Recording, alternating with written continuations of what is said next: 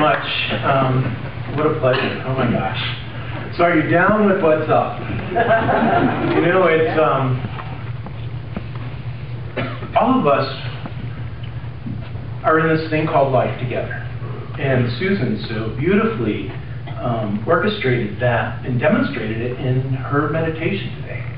I don't know about you guys, but when I was sitting there and imagine this room, a bubble bath, a bubble. I mean, it truly moved my heart.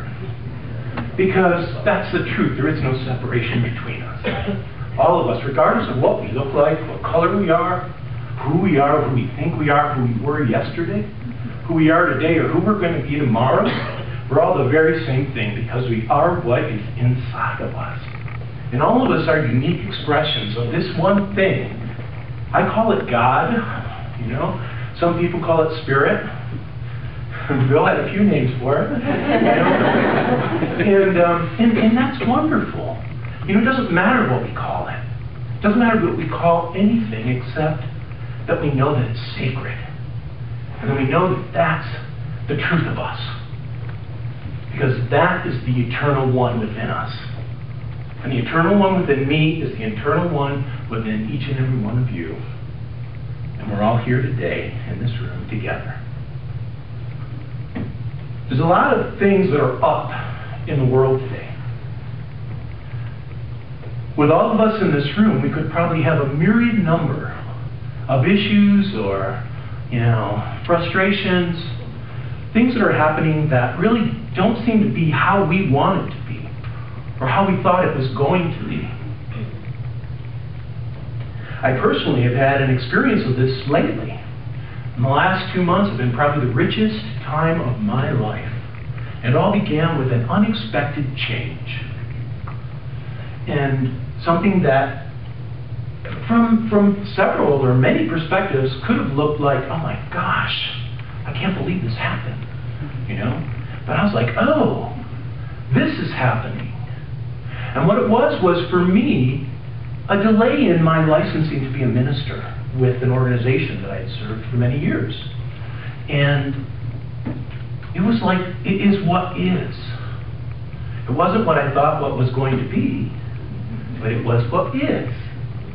And what is that I have the opportunity to look at change and understand the gifts that we are given, regardless of what it looks like from any other perspective, and to absolutely know without a doubt that these words that we speak in these rooms across this country and across this globe, whether they be in a religious science church or whether they be in an Episcopal church, whether they are in a synagogue, whether they are in a temple, whether they are out in a field, in a garden, on an island, that the words that we are speaking are true. And that is, the universe is conspiring to bring us into the alignment for the perfect place of where we need to be to offer the perfect gift that is uniquely us to give, uniquely ours to give. And that's the truth of life. That's the promise of this teaching. That if we do our work and we absolutely clarify our thinking to the point that we understand that everything inside of me outpictures perfectly. It's the truth. I watched it happen, and I'm watching it happen in my own life. On a day that I was driving up the hill for an important meeting, and the important meeting was going to be this meeting that changed my life. But it was interesting because I just got a new turbocharger in my Saab, and I'm driving up this hill from 5,000 feet to 8,000 feet, and my car's just like hesitating. It's like, oh my gosh, there's so much resistance. I don't want to get up there. I don't want to go there. You know? But I'm going to get there. So I get up to the exit, and I make a left-hand turn across the bridge that crosses the interstate.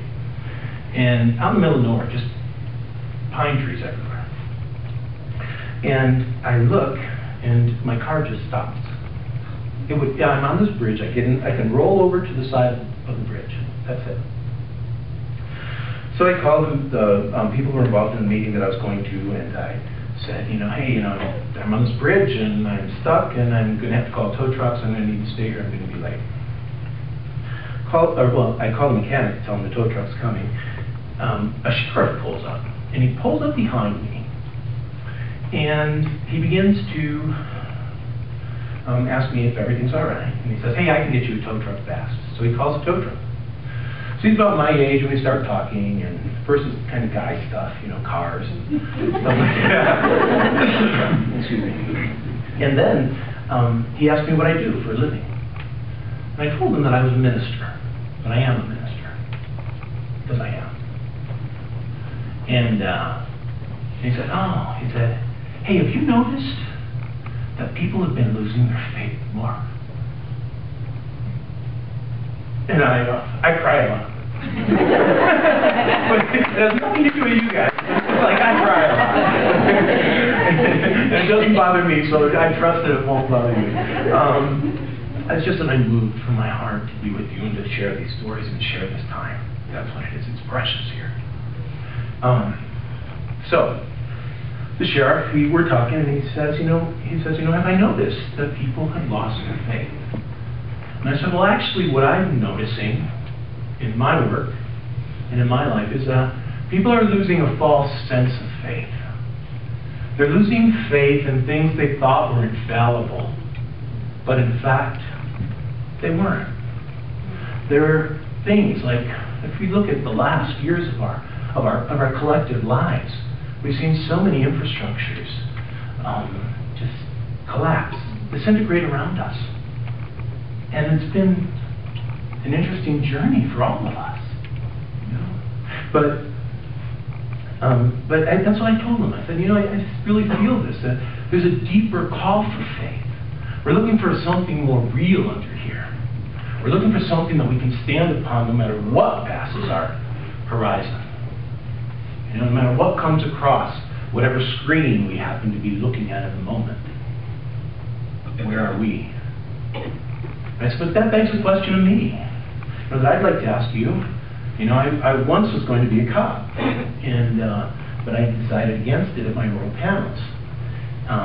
And I said, how do you, as a peace officer, how do you, day after day, being exposed to what most would say are, just the rags of society, kind of the fringes and the edges and the places where we'd rather not look or admit that are part of our human experience.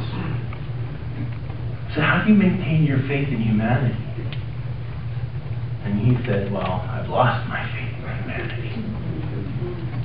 And my heart just opened, because here I was on a bridge in a place in my life where over here there was this meeting to be held about what shall we do about Ross.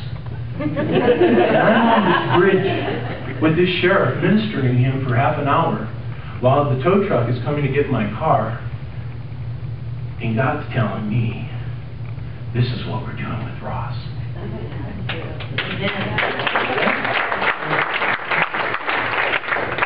The reason why I share that personal of the story isn't, have it be all about me, but to share with you that there's always this amazing grace that is happening that is allowing us to see what possibilities exist for us. It's limitless. There is nothing and no one against any one of us. At any time, no matter how it feels, no matter what it looks like, no matter how we think that we have been wronged or whatever stories we carry. The stories we carry are our humanity. And what I know is that when we honor our humanity, when we don't pretend that we're not human, which sometimes, and even particularly in the philosophy of religious science, of science of mind, sometimes, it's like, oh, hold this ideal. Oh, this isn't real, this is real. I don't see it yet, but I'm going to pretend that this is so. What is it? Fake it until it's so. There's a place where it's important to understand that our humanity is the pathway into our divinity. It's like without understanding where we are and who we are and what's going on inside of us, there's no way that we can chemicalize ourselves into realizing who we are. Because the truth is, do you not ye Do ye not know that ye are gods? I didn't say that. Jesus that said so many amazing things. You know? There's so many beings of light that have moved upon this planet. All of us being part of that movement, that has shared their wisdom with us to carry us into what's next. But it won't happen without us acknowledging where we are. That's an important piece of it. You know, it's not to, just sit there and gaze at our navel and, forever. And then, but it's about recognizing that, you know what, I'm human. I can have these feelings. I can do these things. Sometimes I don't measure up to who I want to be. Sometimes I don't act in the, highest ways. Or, oh my gosh, hey, I'm a minister.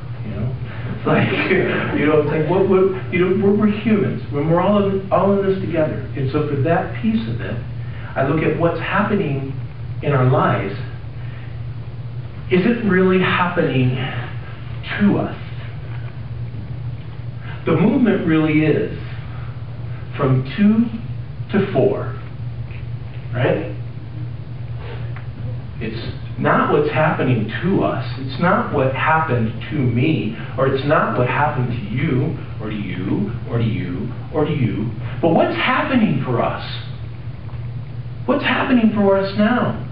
Because everything in our lives that's occurring, all of these events that are picturing from what's inside of us, are happening for us to grow and to change and to become who we truly are in that highest template of, I think, the holy eternal one that is God.